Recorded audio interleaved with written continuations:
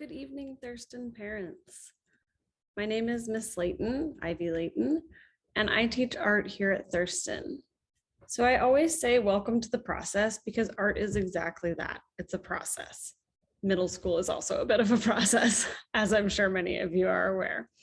So I get to teach our 6th, 7th, and 8th grade artists. I also teach yearbook, which is a 7th and 8th grade class. So a little bit about me really quickly. I grew up in Laguna. I actually attended Thurston many years ago. After high school, I went on to Cal State Long Beach to get my BFA in printmaking, my Bachelor of Fine Arts degree. And after that, I got a single subject teaching credential. Long before I started college, I actually started teaching at the Irvine Fine Arts Center, and I taught kids from the ages of 3 years old to 18 years old. And I taught there for about 8 years. This is my 7th year at Thurston, and I absolutely love working with teenagers, specifically middle schoolers. I get they're weird. They're weird makes sense to me. I think they're really fun and exciting and interesting. So what are we gonna do during this year?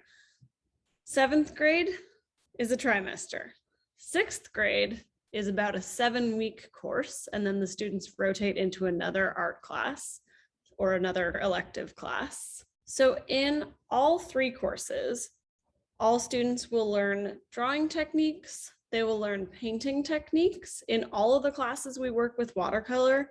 In 7th and 8th grade, we learn about acrylic paint, which does stain clothes. So when your kids say they need a grubby or an apron, they really do. It'll stain their clothes. It's a thing.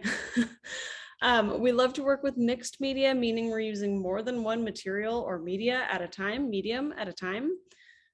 All classes get to do ceramics. In 7th and 8th grade, they get to do 2 ceramics projects, so that's extra exciting. We'll try to work with some stop motion technology. We'll do printmaking and many other things.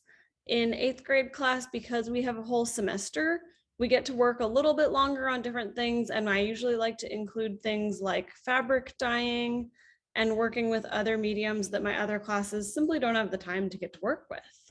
So it's very exciting to get to do a little bit more. And I love getting to meet my 6th graders, even though it's only for a short time. I feel like I get to know a lot of them, and I get to see that they all experience some type of art before they move on to computers or musical theater or one of the other fabulous classes.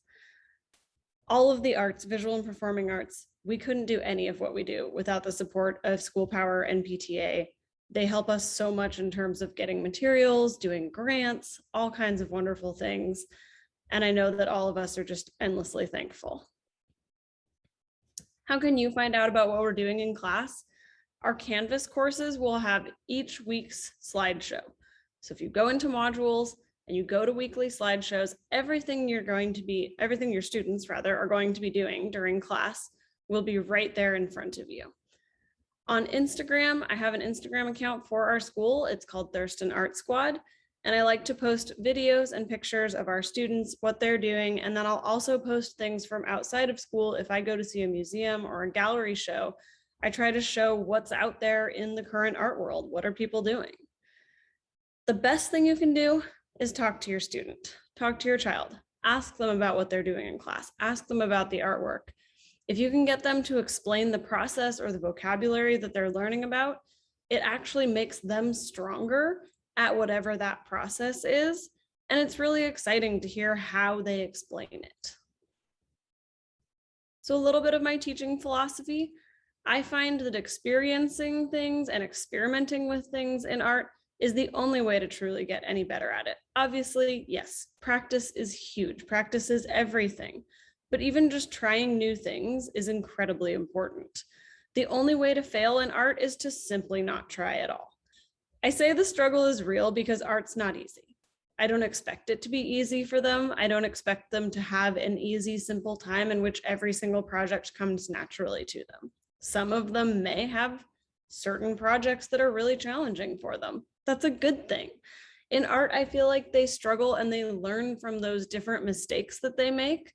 And maybe the next time they do a project, they're actually going to adapt the way they do it based on that past experience.